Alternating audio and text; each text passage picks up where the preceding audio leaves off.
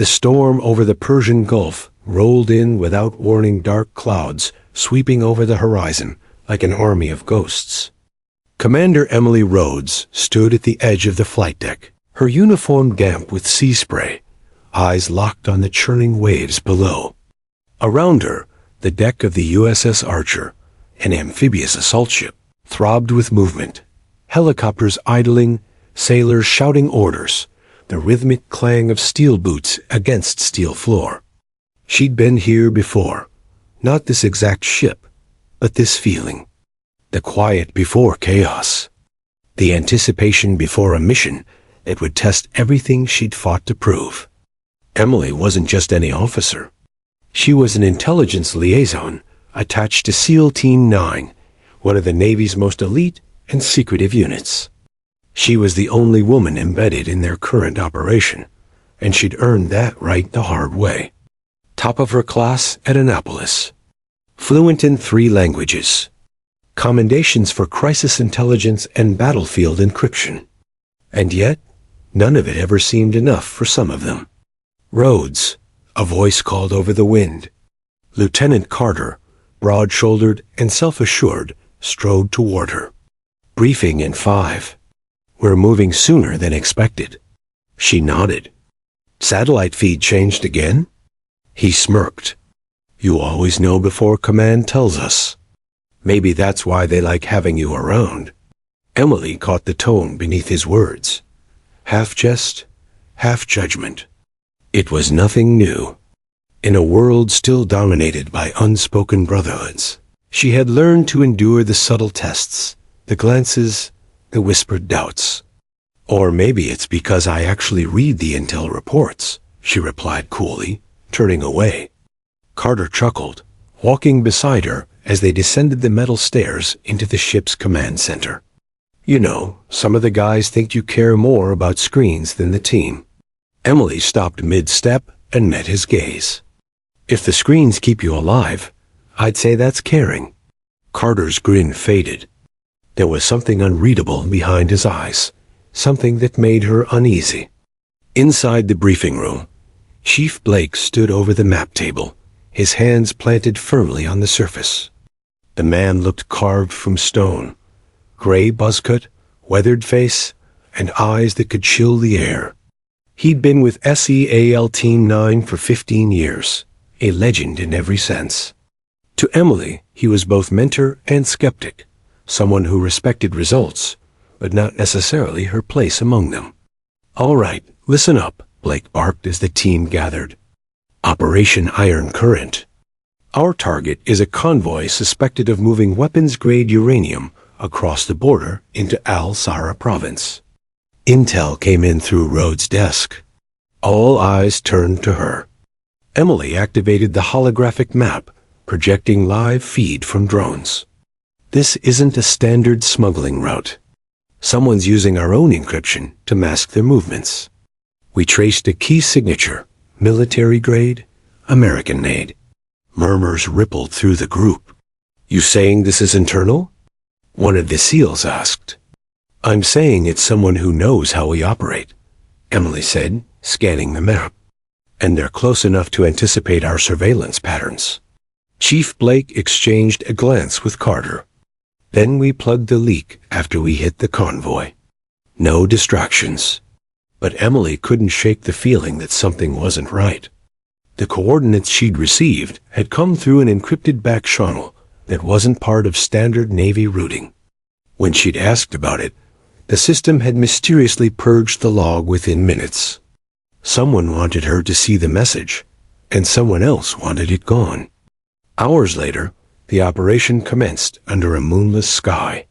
The Black Hawks cut through the desert darkness, rotor blades slicing the air in rhythmic precision. Emily sat inside, headset on, eyes fixed on her tablet screen, displaying the live thermal feed from drones. Rhodes, status? Blake's voice came through the comms. Convoy's still on course, she replied. But, hold on. Her fingers darted over the controls. A second heat signature appeared just beyond the canyon. Stationary. Not part of the convoy.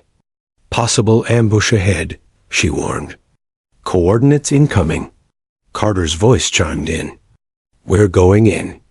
No time to reroute." "Carter, that's against protocol. They know we're coming.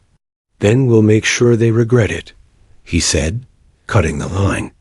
Emily cursed under her breath. She'd worked with enough teams to know when adrenaline overruled logic. Minutes later, explosions tore through the canyon. The convoy erupted into chaos as bullets and fire streaked through the air. Emily watched helplessly from the feed. Something was wrong. The patterns didn't match an ambush. It was too coordinated, too synchronized. She tried to reach command. The signal jammed. Then, just as suddenly, her screen flickered, and every drone camera shut down at once. When the smoke cleared hours later, 2 SEALs were dead, and the convoy was gone. The official report claimed faulty intel. Emily barely slept that night, replaying every frame of data she'd managed to recover. Something, or someone, had intercepted the signal right before the mission began, and the encryption used matched her own security key. By dawn, she was in the ship's data center, pulling archived logs. The technician on duty looked nervous when she requested clearance. "Ma'am, your access is restricted for that channel," he said quietly. "Since when?" "Since yesterday afternoon." New protocol. Emily froze. That was impossible. No one could alter her clearance without direct authorization. "Who signed the order?" she demanded. The technician hesitated, glancing around. It came from Lieutenant Carter's terminal. Her pulse quickened. "Carter?" Why would he? Before she could finish the thought, the lights flickered. The system auto-locked her screen and displayed a warning. "Access terminated, security breach detected." Emily stared in disbelief. Her identity had been flagged inside a system she had built. Someone had just framed her. Hours later, Chief Blake called her into his office. His expression was grim, his tone colder than usual. "Command's investigating a data leak," he said flatly. "Intel says it came from your station. They found unauthorized transmissions before the operation." "That's impossible," Emily shot back. "Someone cloned my key." "Then prove it," Blake said, leaning back in his chair. "Because right now, all Command sees is your code on a dead file." Emily looked at him, the man who had trained her to never flinch, never break. But behind his eyes, there was no trust left. "I've given everything to this team," she said quietly. "You know me." Blake didn't respond. His silence said everything. When she left the room, the hallway felt longer than ever. The crew's eyes followed her, whispers trailing in her wake. By nightfall, she received official notice. Temporary suspension pending investigation. Access revoked. It was over before she could even defend herself. That night, she sat alone in her quarters, the ocean rumbling softly outside. Her uniform lay folded on the bunk beside her, the Navy insignia catching the faint light. She reached for her laptop one last time, hoping to salvage some trace of her innocence, but her accounts had been wiped clean. Every file, every report, gone. Her phone buzzed. One new message. No number, no name, just words. "You weren't wrong. They set you up." Emily stared at the screen, heart pounding. Outside, the storm broke again, thunder rolling across the endless sea. And in that moment, for the first time since she joined the Navy, Commander Emily Rhodes realized she was truly alone. The sound of footsteps echoed through the narrow corridor as Commander Emily Rhodes followed the security officers toward the Naval Intelligence courtroom. The ship's steel hull magnified every step, every metallic clang, until it felt like the echoes were crawling inside her skull. She'd been through battle zones, firefights, and Black Ops missions, but nothing had prepared her for this. Inside the chamber, A digital flag shimmered on the wall behind a long table of officers. At its center sat Rear Admiral Tomlin, face expressionless, flanked by legal advisors and an NCIS investigator who looked far too young to be judging her future. "Commander Rhodes," Tomlin began, voice as sharp as the creases in his uniform. "You stand accused of violating Section 103 of Naval Code, unauthorized access to encrypted channels and the distribution of classified intelligence resulting in the deaths of 2 U.S. Navy SEALs." Emily stood tall, her uniform still immaculate despite 3 sleepless nights. "With respect, Admiral, I didn't leak anything. Someone used my clearance."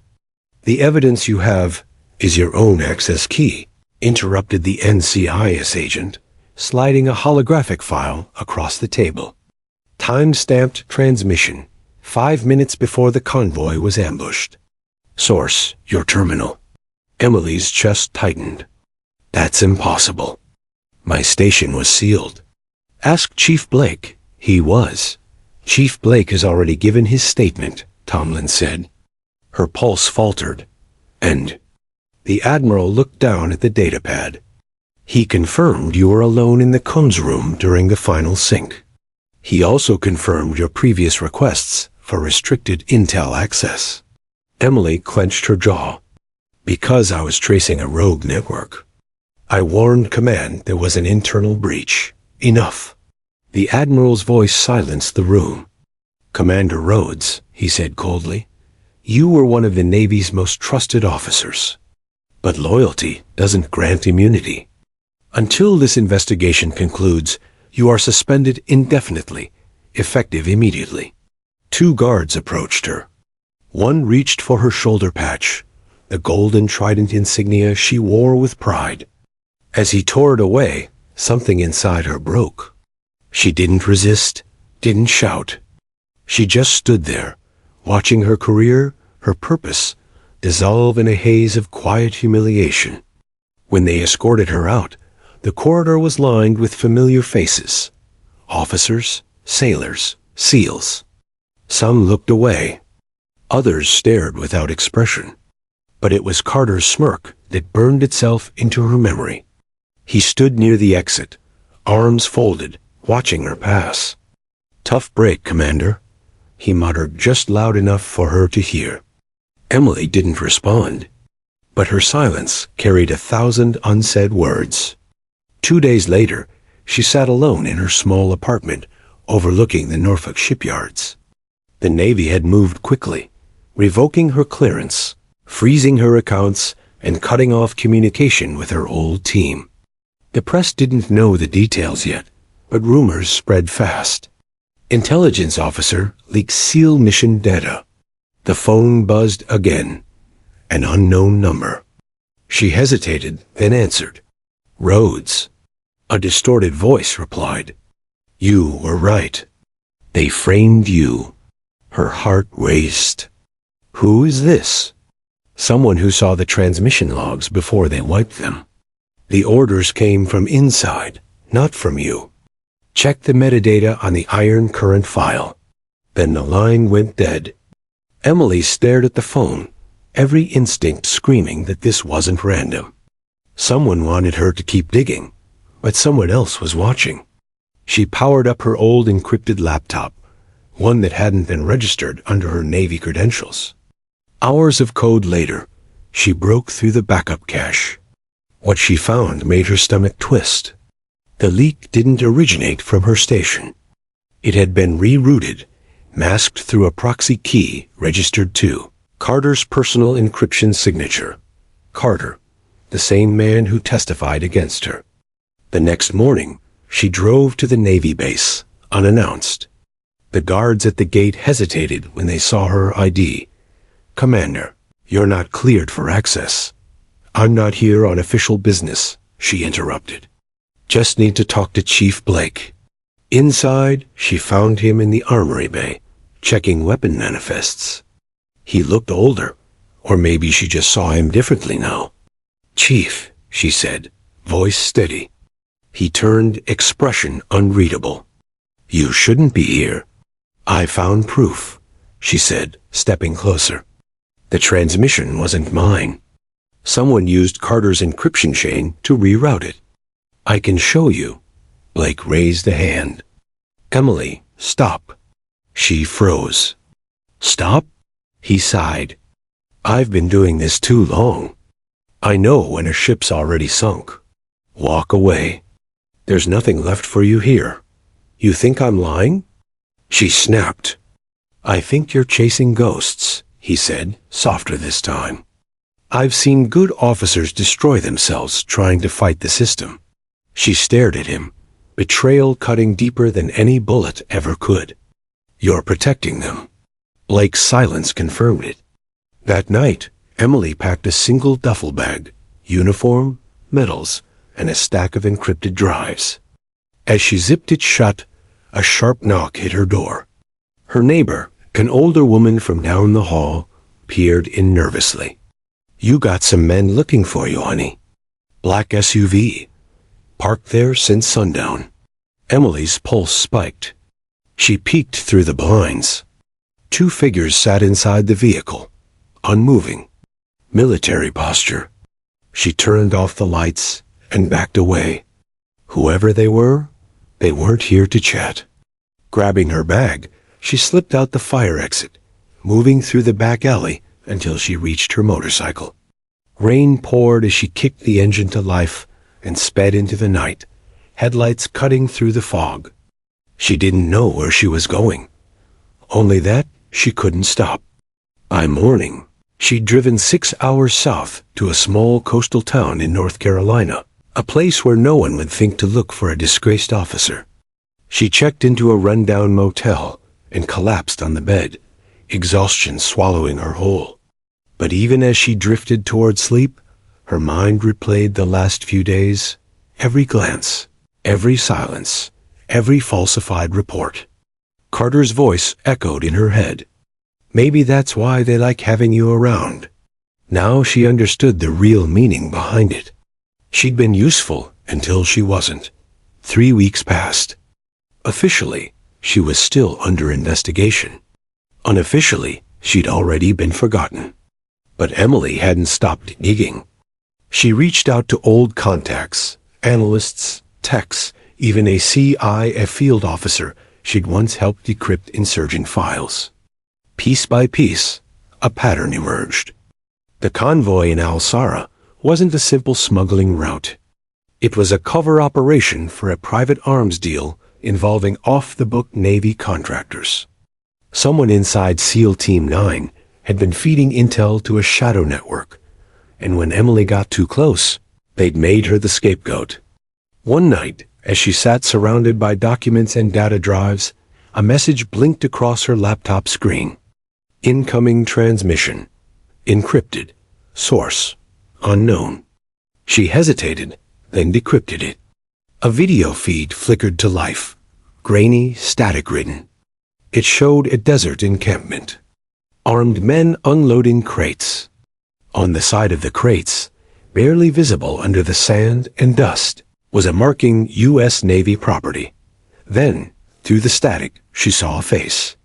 Carter's, standing among them, giving orders. Her blood ran cold. Emily sat back, heart hammering. The betrayal was complete, and now she had proof. But proof meant nothing if she couldn't survive long enough to use it. She closed the laptop, grabbed her sidearm, and stared out at the storm brewing over the coast. For the first time in weeks, a strange calm settled over her. They had taken her name, her career, and her honor. But they'd made one mistake. They'd underestimated her. Because deep down, beneath the discipline and restraint, she was still one of them. And the SEALs had taught her one thing above all else: never leave a fight unfinished. The motel clock ticked steadily in the silence, its sound echoing through the dimly lit room like a slow countdown to something inevitable. Emily Rhodes sat cross-legged on the bed, her laptop screen glowing against the shadows. Dozens of files covered the screenshots, encrypted logs, fragments of intercepted transmissions. Each one another piece of the puzzle that had stolen her life. It had been nearly 2 months since her discharge.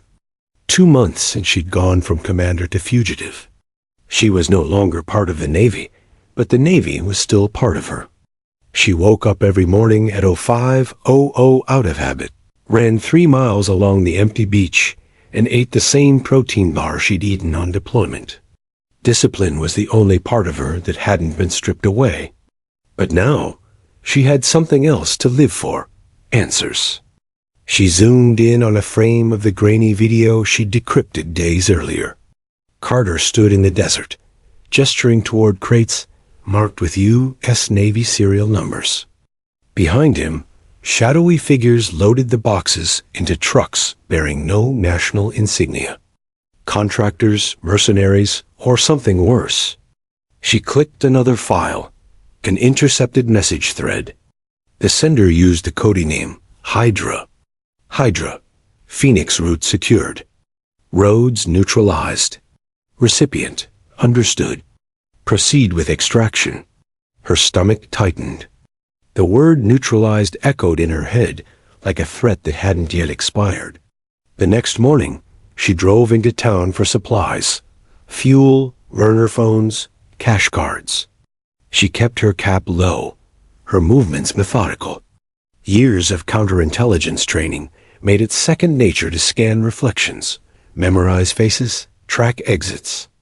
At a diner on the edge of the highway, she ordered coffee and sat near the back. The TV above the counter was running a defense news segment. Footage of Navy officials shaking hands, smiling, announcing new counterterrorism funding. She nearly laughed. The waitress, a woman in her 40s with kind eyes, refilled her cup. "You look like you've seen ghosts," she said. Emily forced a faint smile.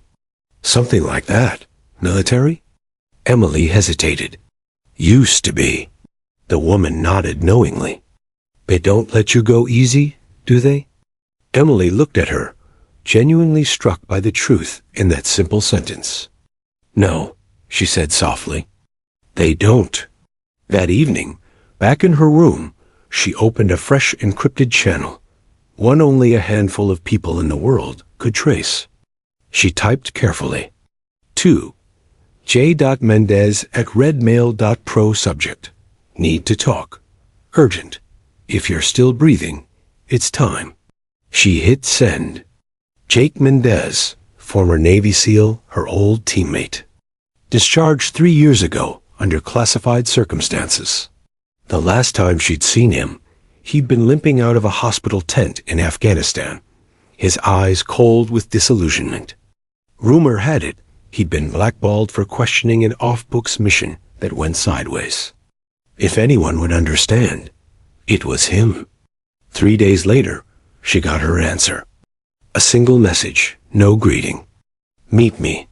Coordinates attached. No tail.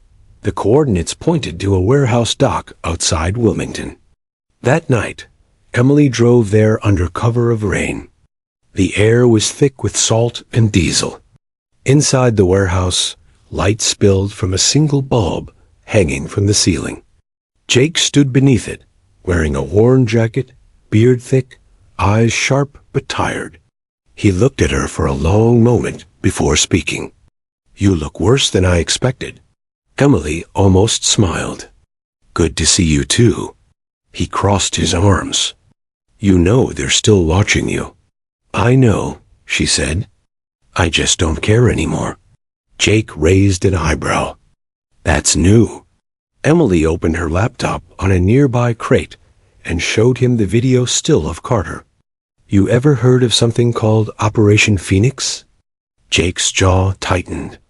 "Yeah, it was supposed to be a classified counterinsurgency op, but I heard rumors it got hijacked.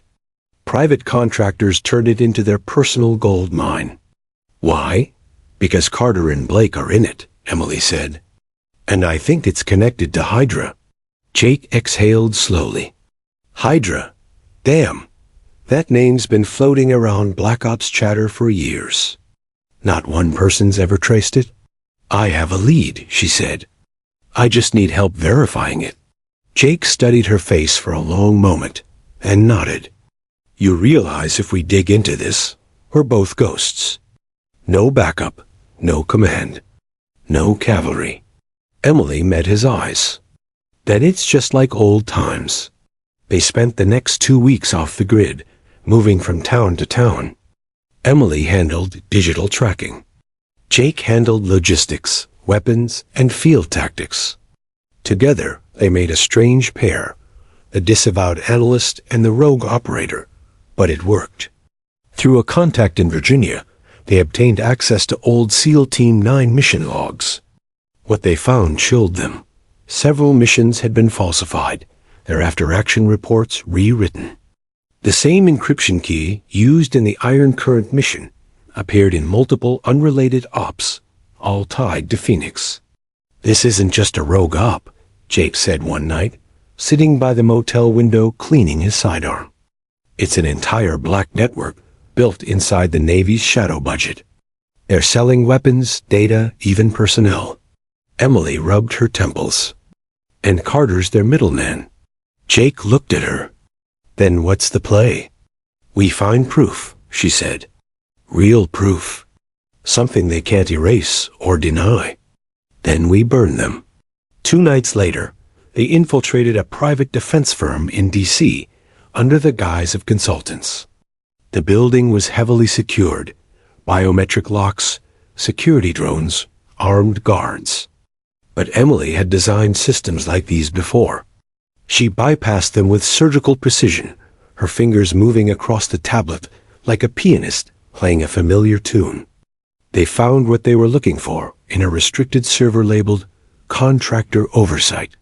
Inside were transaction records, millions of dollars funneled through shell companies, all linked to offshore accounts under the name Phoenix Logistics.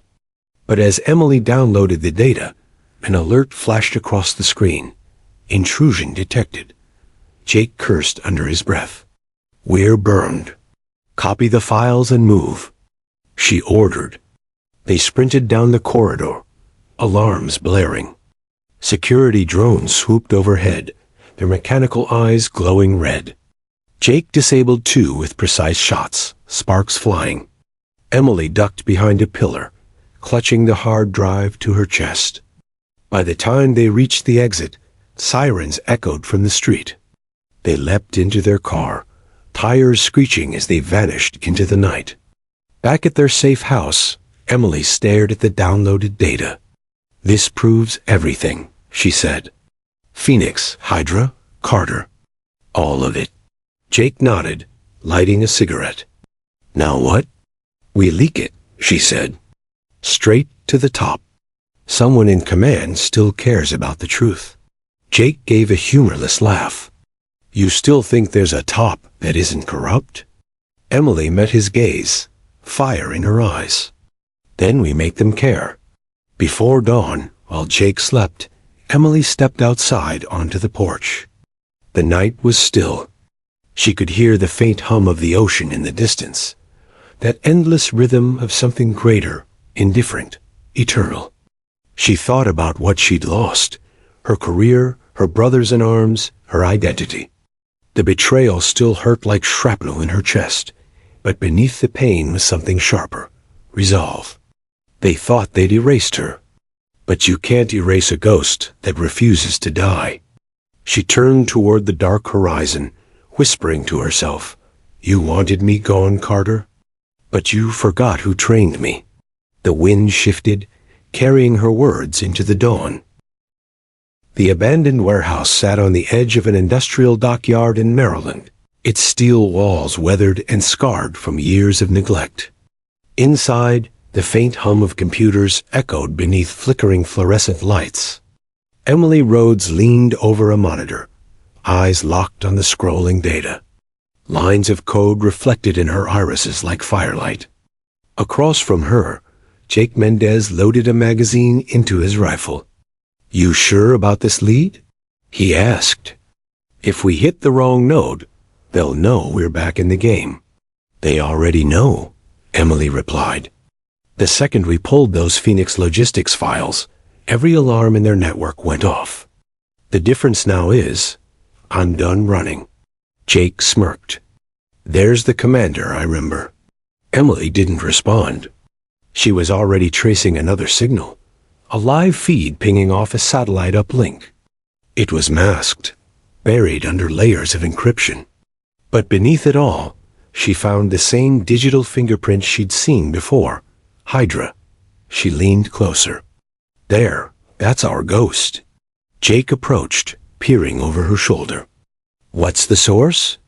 Encrypted comms hub in DC, she said. High-level routing, likely tied to the Office of Naval Operations. Jake frowned. So, they're using Navy infrastructure for a black market network. Emily nodded. And they've got protection from someone inside. Hours later, they were on the road, two ghosts moving through the night. Emily drove with silent precision, headlights cutting through the fog curling off the Potomac.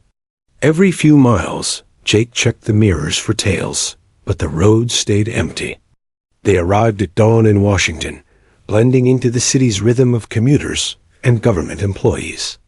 The target, Arctech Systems, a defense subcontractor, quietly listed as a data management consultant for the Navy. Emily's intelligence instincts told her it was more than that. It was Hydra's digital vault. Inside a nearby cafe, she set up a small surveillance node, a device no larger than a phone charger. Within minutes, she breached the outer firewalls. Accessing Arctech servers, she whispered. They've hidden everything under a civilian-facing database. Jake sipped his coffee, watching the door. How much time before they notice? 10 minutes if they're sloppy, she said, typing rapidly.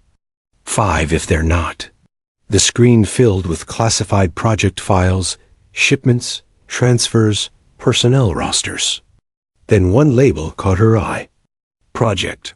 Thalassa status, active commanding officer, LT. Michael Carter. Her blood went cold. Jake, she said quietly. He's still in the field. Jake's jaw tightened.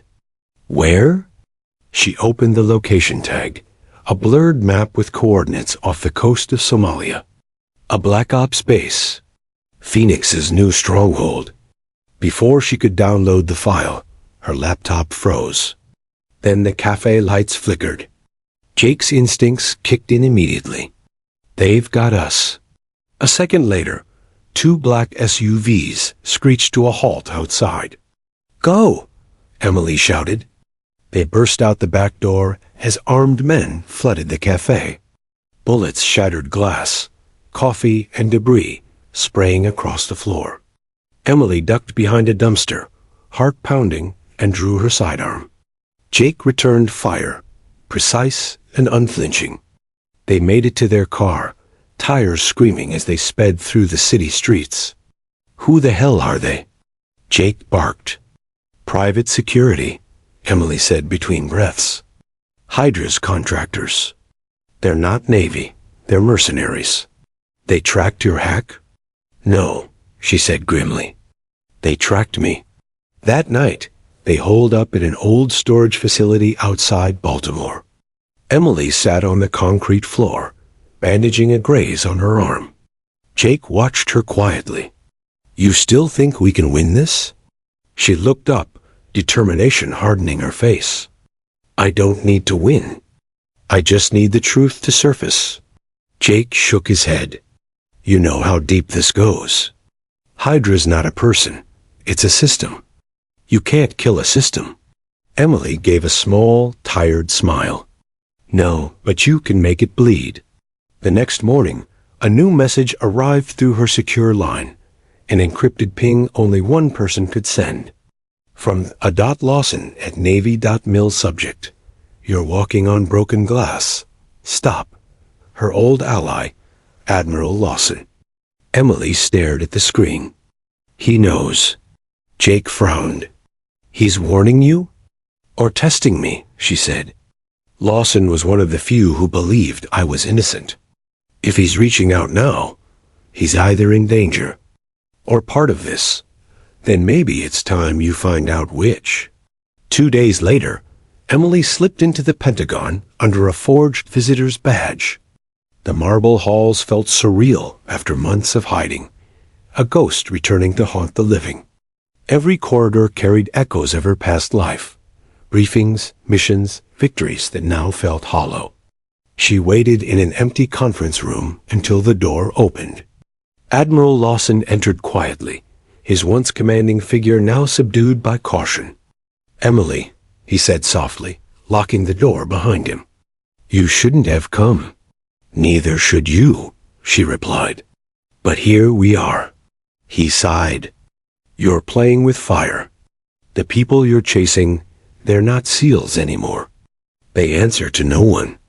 "I know who they are," she said. "Carter, Blake, and their Hydra network. You were right about Phoenix. It's not dead. It's metastasized." Lawson's face darkened. "You don't understand. Phoenix was sanctioned." Emily froze. "What?" "It started as an authorized covert op, counterinsurgency in name, resource control in practice. But someone expanded it, twisted it. I tried to shut it down. The moment I did, they buried me in paperwork and classified my orders." "So you knew," Emily said bitterly. "And you let me take the fall." Lawson looked away. "I didn't have a choice." "There's always a choice," she said, voice trembling. "You taught me that." He met her eyes, guilt heavy in his expression. "You can't fight them head on, Emily. If you do, they'll erase you again, permanently." "Then they'll have to find me first," she said, standing.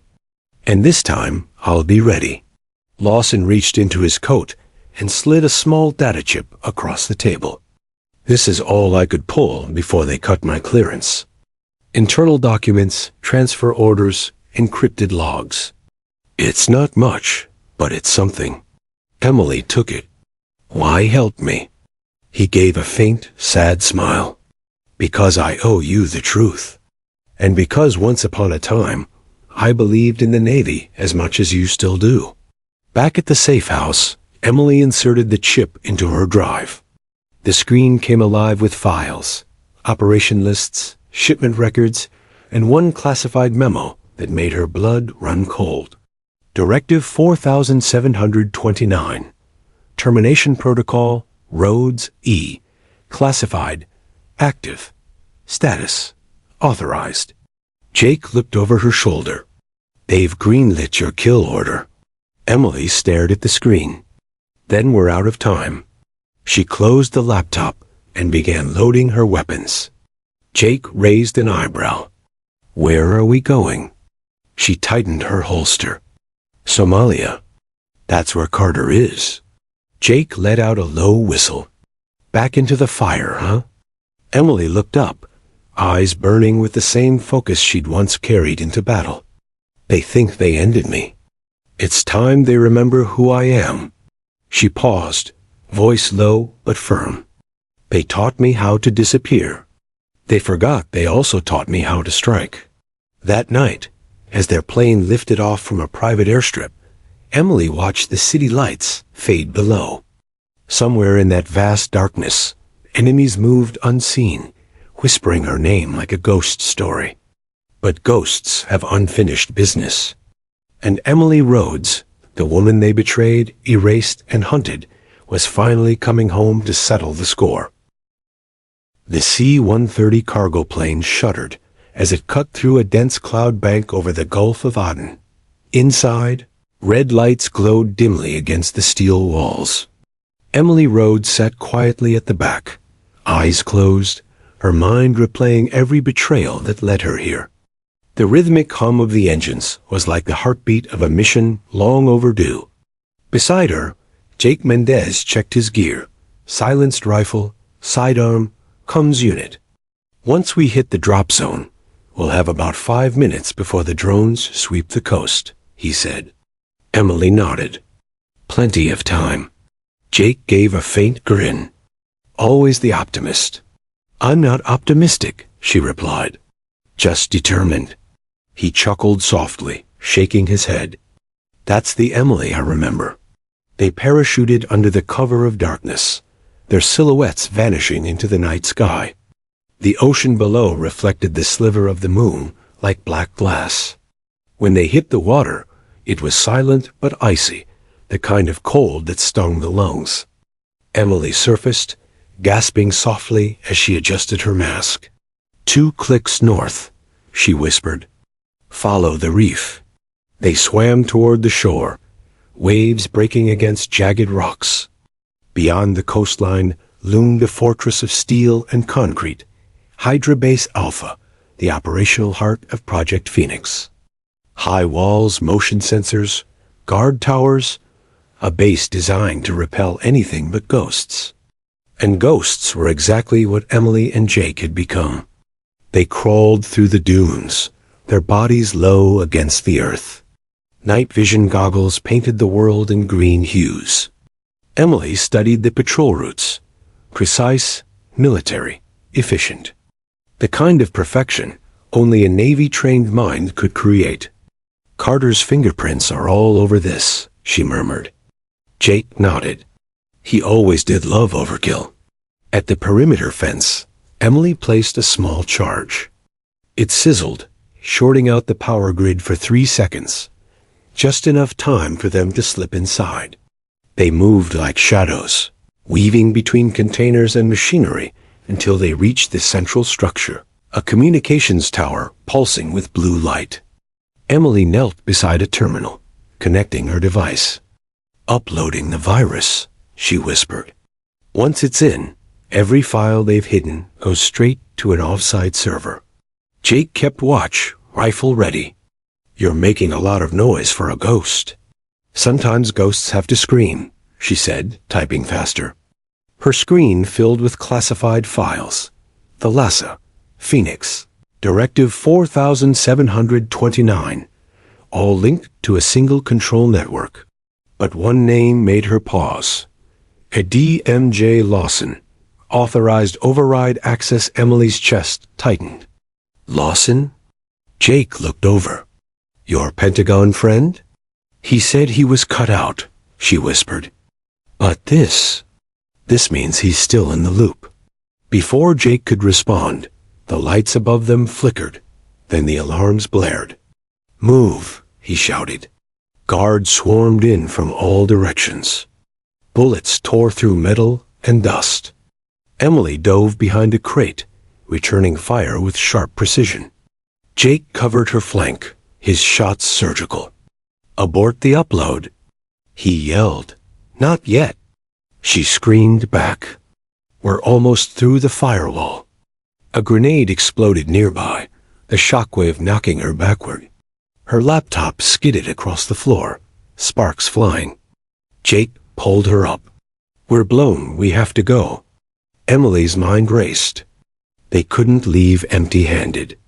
She grabbed the laptop, ripped the drive from it, and stuffed it into her vest. Got it. Move. They sprinted toward the loading bay, weaving through a hail of gunfire. The air was filled with smoke and chaos. Alarms, shouting, the metallic sting of betrayal. They reached the docks just as a patrol boat's searchlight swept across the water. Jake fired a flare into the opposite direction, creating a false heat signature. Boat secured. He shouted. They leapt onto a small maintenance vessel, cutting the ropes. The engine roared to life as bullets splashed into the water around them. Emily steered hard, pushing the throttle to max. Behind them, the base lit up with explosions as the virus began its final upload sequence. Status? Jake shouted over the roar of the wind. Emily checked her watch. 75% complete.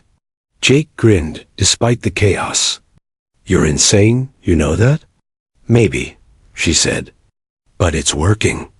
The transmission bar filled to 100% uploaded, data secured, then the screen went black. Emily exhaled, relief mixing with exhaustion. It's done. Hours later, they anchored their boat on an isolated stretch of the Somali coastline. The sun began to rise, painting the sky in hues of orange and blood red. Jake sat on the sand, catching his breath. You got what you came for. What now? Emily pulled the data drive from her vest. Now we find out what they've been hiding. She connected it to her backup tablet, opening the decrypted files. Dozens of operation logs appeared. Drone strikes, resource seizures, assassinations, all signed under Phoenix command. But at the bottom of the list was something worse. Thalassa Phase 2, Human Subject Trials Approved Lead Scientist, Dr. A. Blake Field. Command, LT M. Carter Location. Classified. Jake frowned. Human trials? What the hell is this? Emily's stomach turned. Thalassa isn't just an intel project. It's bioweapons research. They've been experimenting on civilians under the guise of counter-terror ops. Jake cursed under his breath. Carter crossed every line. She nodded grimly. And Blake's helping him. The same man who handed me over. The realization hit her like a blade twisting in an old wound. The betrayal wasn't just professional. It was personal. By nightfall, they were back on the move, heading toward an old UN outpost deep inland. Emily had arranged a meeting with an old contact, a field operative named Layla Qasim, who owed her a favor. The desert air shimmered with heat as they approached the compound. 2 armed guards stopped them, scanning their IDs before letting them through. Inside, Layla waited, a tall woman with sharp eyes and a disarming calm. You look like hell, Rhodes, she said with a smirk. Good to see you too, Emily replied. Layla motioned for them to sit. I heard whispers about Phoenix. Thought it was just another ghost op. It's real, Emily said. And it's rotten from the inside out. I need to track Carter, fast. Layla leaned back. You're in luck. There's chatter about a new installation near the Horn of Africa. Off books. Heavy security. Probably your guy? Coordinates? Emily asked. Layla slid a folder across the table. But be careful. You're not the only one hunting him. Someone else has been sniffing around, calls himself Reaper. Jake raised an eyebrow. Reaper? Layla nodded. Ex-SEAL. Disappeared years ago. Rumor is he used to serve under Carter until something went bad. Emily's eyes narrowed. If he's still out there, I want him found. Layla gave a slow smile. I thought you'd say that. Later that night, as the wind howled across the dunes, Emily sat alone by the campfire, staring into the flames. Jake joined her, silent for a while before speaking. You ever think about walking away? He asked. She didn't look at him. Every day. So why don't you? She turned to face him, eyes glinting with firelight. Because they didn't just betray me, Jake. They betrayed everything we stood for. Every oath, every brother we lost. If I walk away, they win. Jake nodded slowly. Then we hit them where it hurts. She smiled faintly. Exactly. She reached into her pocket, pulling out the data drive. Tomorrow, we find Carter. But first, I want Reaper. As the fire crackled and the stars stretched endless above the desert, the night grew heavy with unspoken tension. For the first time in months, Emily felt the tide shifting. The hunter had become the hunted. Hydra had awakened something they couldn't control. And now, the ghost they thought they buried was about to rise, not for vengeance, but for justice, carved in blood and silence.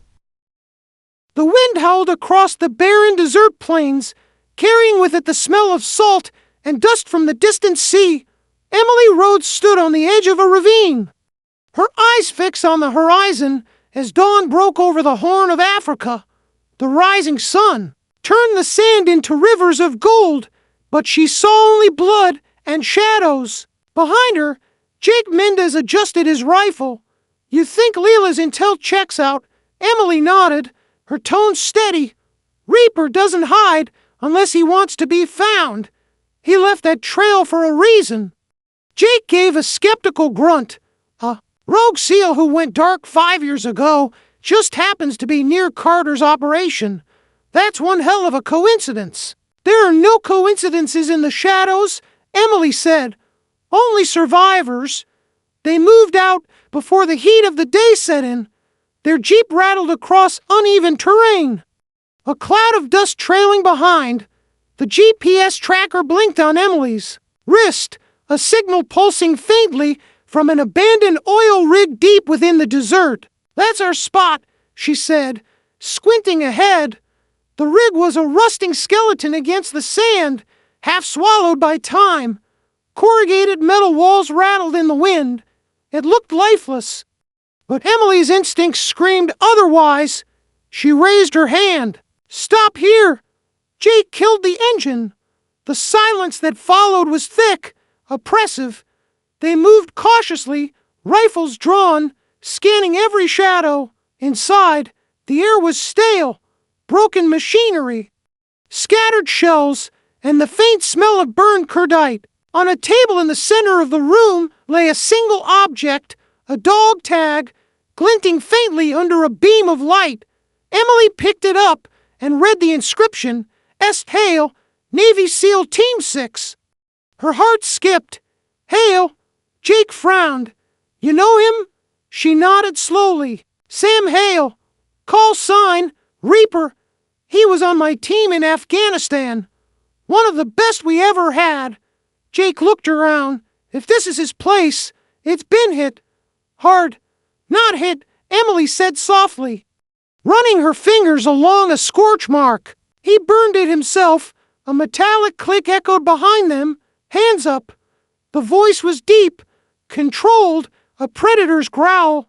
Emily froze, slowly raising her hands.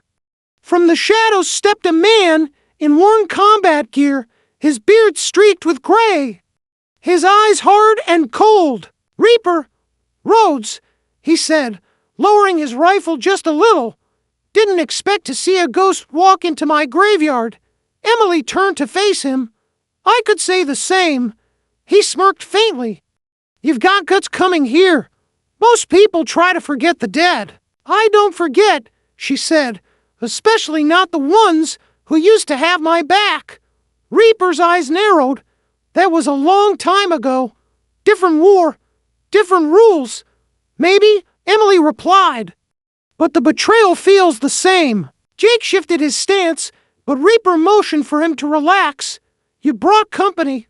Guess you don't trust me. Should I? Emily countered. Reaper chuckled, the sound hollow. Fair point.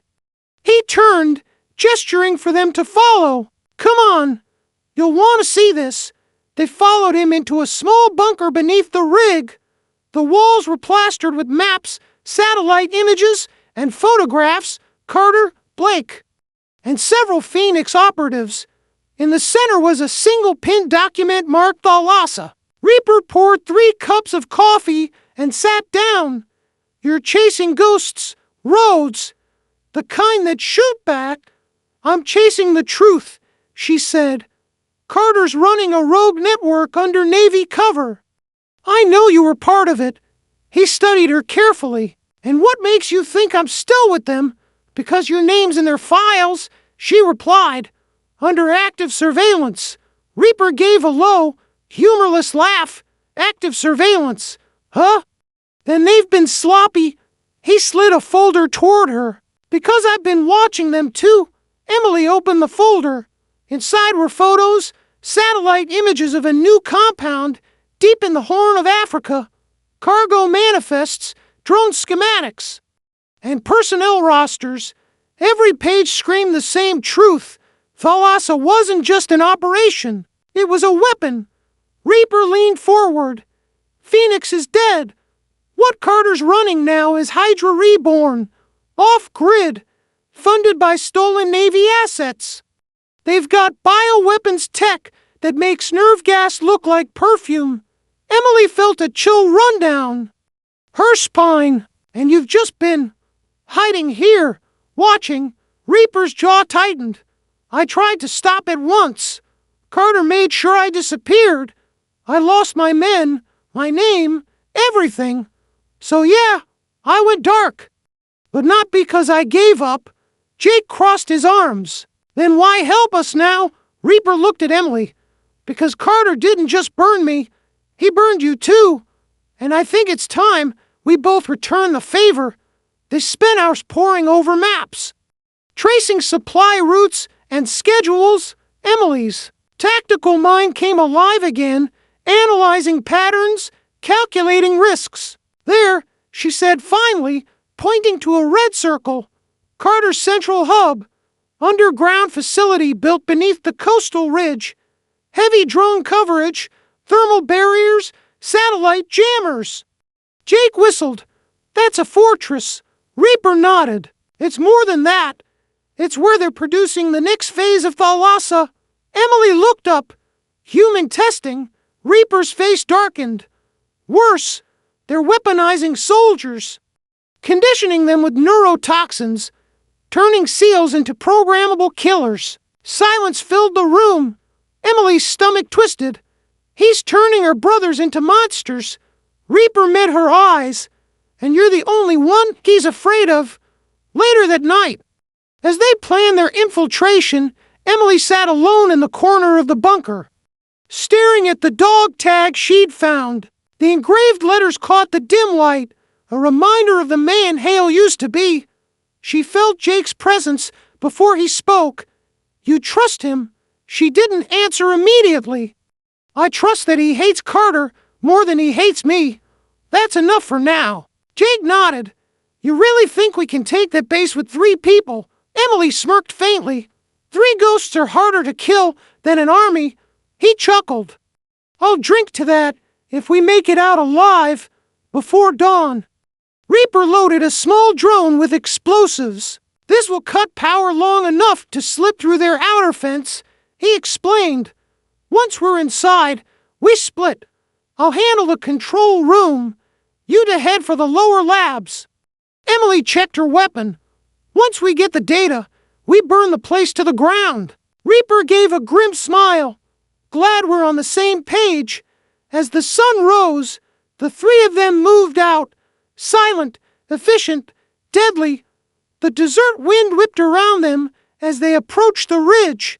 From above, the Hydra base looked like nothing, just another patch of scorched earth. But beneath it, buried under layers of concrete and lies, the heart of Project Thalassa pulsed like a living organism. Emily crouched behind a dune, watching the compound through her scope. Carter's in there. I can feel it. Reaper nodded.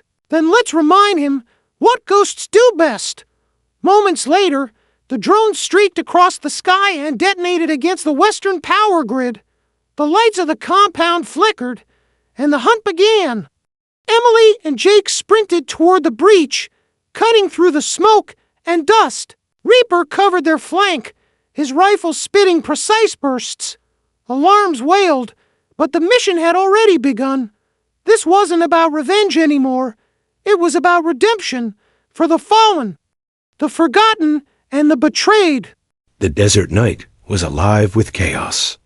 Smoke curled into the starless sky as alarms screamed from Hydra Base Alpha.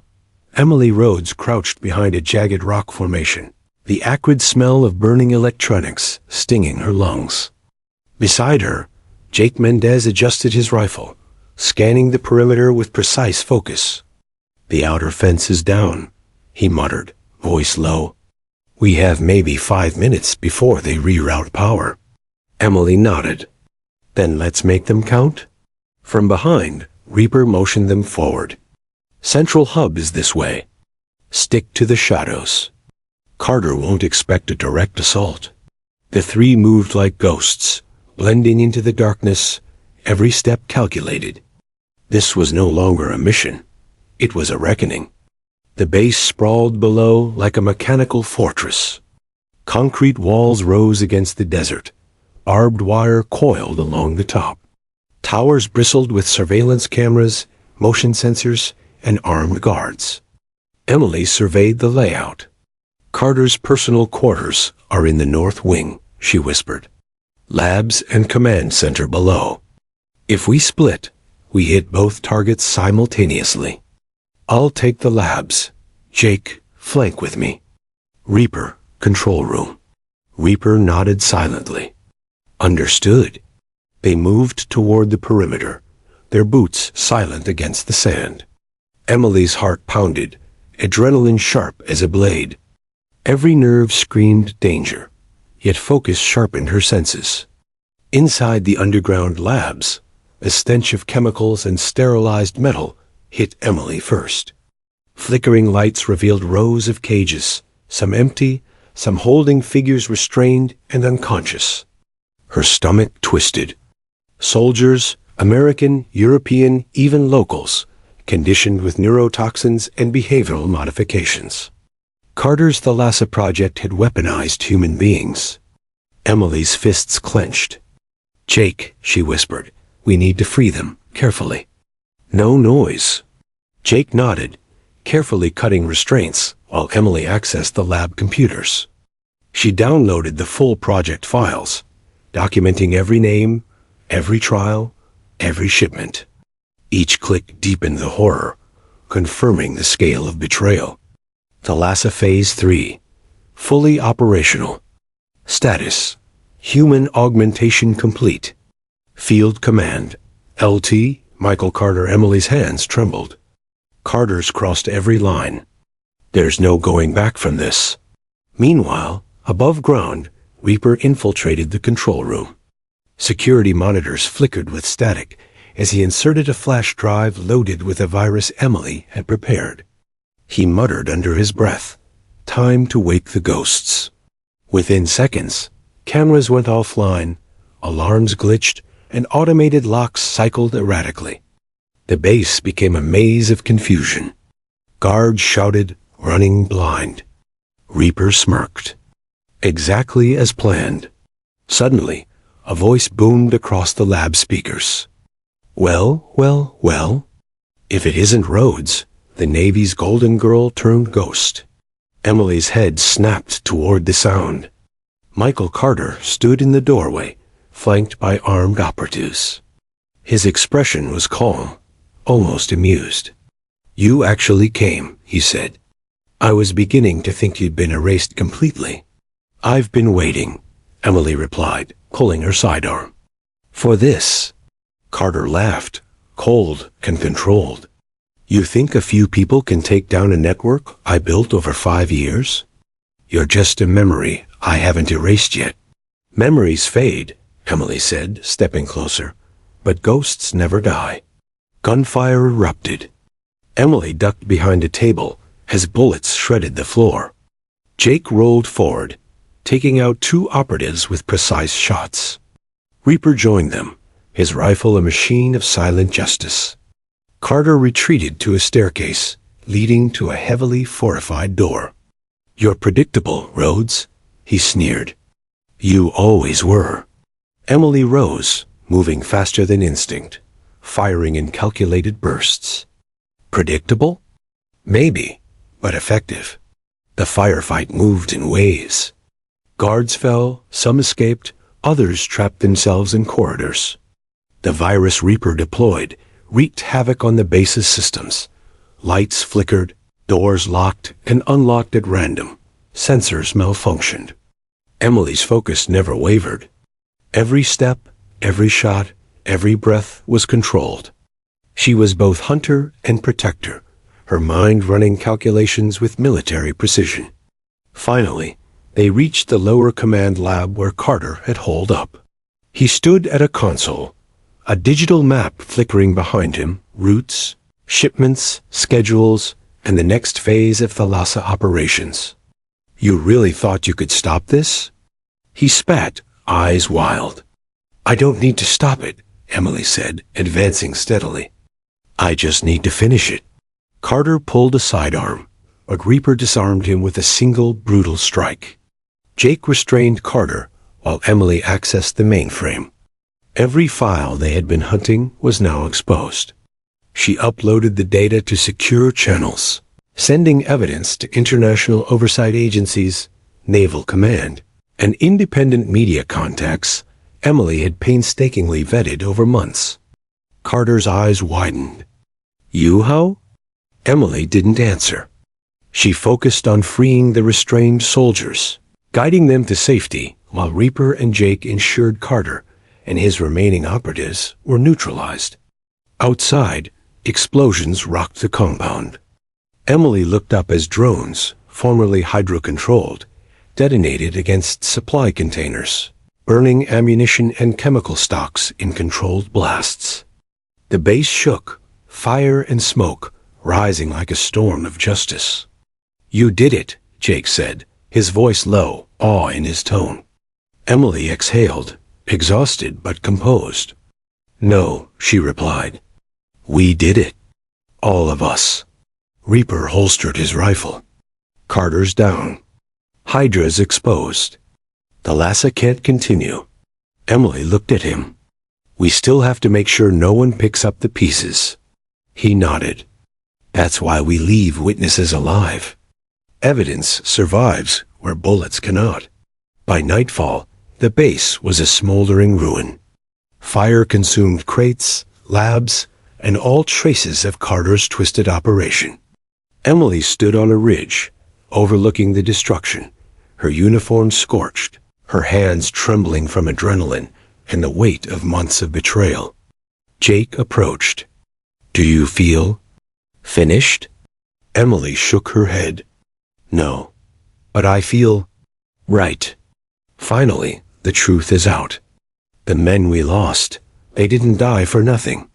Reaper's gaze was distant. And Carter? Justice is served? Emily didn't answer immediately. She watched the desert night stretch endlessly. He got what he deserved, she said finally. But justice is more than punishment. It's accountability. We gave the world a chance to see what he really was. The fire crackled behind them, echoing like the heartbeat of vengeance fulfilled. As dawn broke over the desert once again, Emily Rhodes, Jake Mendez, and Sam Hall, once the forgotten Reaper, stood together. The three of them were no longer just survivors. They were witnesses, protectors, and agents of a truth that no betrayal could erase. Emily clenched her fists, feeling the weight of every lost friend, every broken oath, every shadow of her past. But beneath the pain was clarity, the kind forged only in fire and betrayal. Hydra had fallen. Carter's empire was destroyed. Project Thalassa was exposed. And Emily Rhodes, once erased, betrayed, and hunted, had risen as a ghost that no one could forget. The desert sun had risen fully over the smoldering remains of Hydra Base Alpha. Smoke still curled into the sky, a dark ribbon marking the site where Michael Carter's empire had fallen.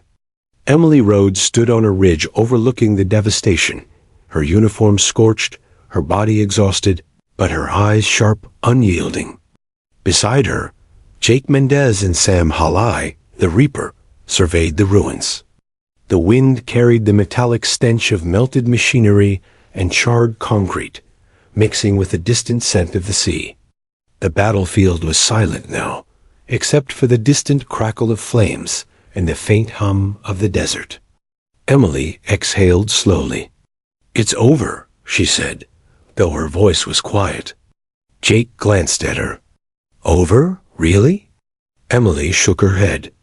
Not entirely. There's always someone waiting to fill a vacuum. Carter's gone, but Hydra is just one layer. The system, the corruption, that's still out there. Sam Halai, still in the shadow of his former self, gave a grim nod. We've lit a fire they can't ignore. And for once, the Navy won't be able to cover it up entirely. Too many witnesses, too much evidence. Emily glanced down at the data drives in her hands. Files, transaction records, lab notes, and encrypted communications exposing Carter, Blake, and their network. Every file was a thread unraveling the Hydra web. Every thread would ensure accountability. Their escape had been just as tense as the assault. They'd rigged controlled detonations throughout the base, earning all infrastructure that could be salvaged. Drones were repurposed to create distractions, leaving their tracks untraceable. And yet, they had been careful. No innocent life lost. That was Emily Rhodes' rule. Sitting by a temporary campfire, she opened one of the drives again, scrolling through photographs and memos. Names of innocents, victims, and soldiers once loyal to Hydra flashed past her eyes. Some were dead. Some were used as tools. Some were still alive, trapped under Carter's manipulations. "We have to find them," Jake said. Emily nodded. "We will. And we'll make sure the world knows what happened here. No one can sweep this under the rug. Not this time." Sam Hall, whose call sign once inspired fear and respect, lit a cigarette. "You've changed, Emily. Not just in method, in mindset. You've always been lethal, but now you're purposeful, surgical." Emily smirked faintly. Killing Carter was never about revenge. It was about justice. The line between the two? That's where I draw my limits. As the sun climbed higher, Emily's thoughts turned to those she had lost, the brothers and sisters in arms she could never save. Faces flashed in her mind. Lieutenant Torres, Private Singh, Sergeant Ramos. Fallen because of orders that were twisted, buried, and betrayed by the very system they had sworn to protect. "They'll never be forgotten," she murmured. Jake placed a hand on her shoulder. "You made sure of that today. Carter, Blake, they're gone. The files, the evidence, that's their legacy now." Emily looked at him, the weight of months of betrayal etched into her expression. "And the Navy? They'll have to face the truth," Sam Hawley said, exhaling smoke. "You've made sure of that too. If anyone tries to hide it, the world will see." That evening, they regrouped with Leela Kassim at a safe house far from the ruins. The operatives' intelligence network had already begun disseminating the files to independent media outlets and trusted government contacts. Within hours, the leak began rippling through global networks. Stories of Hydra, Project Thalassa, rogue operations, and the complicity of high-ranking officials started surfacing. Emily watched as news alerts flooded her tablet. She allowed herself a small measure of satisfaction, but she didn't celebrate. Just as she knew, was a slow and imperfect process. Still, this was a start.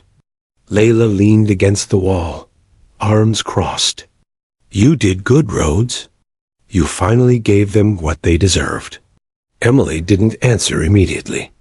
She studied the map in front of her, tracing Carter's final known movements and noting the coordinates of every destroyed facility. "It's never just one person," she said. "Carter was the face, but Hydra was the machine. We've dismantled a part of it, but the system that allowed it to flourish, that's still out there." Jake looked at her seriously. "Then we keep watching. That's the new mission." "Right?" Emily nodded. "Right, but for now, we survive. We regroup, and we honor those we lost." Days later, Emily sat quietly on a pier overlooking the Atlantic. The waves lapped gently against the pier's edge, indifferent to the chaos that had consumed her world. She thought about her career, stolen by betrayal, about her discharge, her near-death experiences, and the months of hiding in the shadows. And yet, she also thought about the strength she had gained, discipline, patience, and the kind of resolve that could not be broken. Jake approached, holding 2 cups of coffee. "Thinking about the world?" he asked. Emily accepted a cup, letting the warmth seep into her hands. "About the people I've lost. About the promises we made. About the ghosts we carry." Jake sat beside her. "Do you regret any of it?" She shook her head. "No. Every betrayal, every scar. It led me here. And here, I finally get to make it right. Not just for me, but for them." Silence fell between them, comfortable yet heavy with memory. Weeks later, the fallout began. Investigations were launched, resignations tendered, and several officers were placed under scrutiny. Hydra's network had been exposed internationally, and Project Thalassa's human experiments were halted. Survivors began to emerge from hiding, and Emily's intelligence had ensured they were safely relocated. Yet, Emily didn't linger in the limelight. She returned to anonymity, a ghost among the living, always vigilant. She knew betrayal could come again, but she also knew one truth. Navy SEALs never forget, and neither did she. Sam Hawley and Jake remained close allies, their bond forged in combat and fire. They had seen the worst of human corruption and had survived. And though they were haunted by memories of the past, they also carried the quiet pride of justice delivered. One evening, standing on the roof of a safe house, Emily looked at the horizon. The world was far from perfect. Corruption lingered, betrayal lingered, and threats still lurked in the shadows. But the fire she carried was a warning, a message written in resilience and unyielding resolve. Her voice was soft, almost a whisper to the wind. They thought I was gone. They thought the ghosts were buried. But I never forget, and neither do they. Behind her, Jake and Sam watched, silent but understanding. The ghost they had followed, fought beside, and protected had risen fully, not just to survive, but to remind the world that betrayal has consequences. And somewhere, buried in classified files and Black Ops corridors, the name Emily Rhodes had become a legend. A warning. A reckoning. The sun dipped below the horizon, casting long shadows across the desert and the sea. In the fading light, Emily turned, walking into the darkness, a ghost among the living. She was free, but never truly gone. Because some betrayals are permanent. Because some ghosts never rest. And most importantly, because some people, Navy SEALs above all, never forget.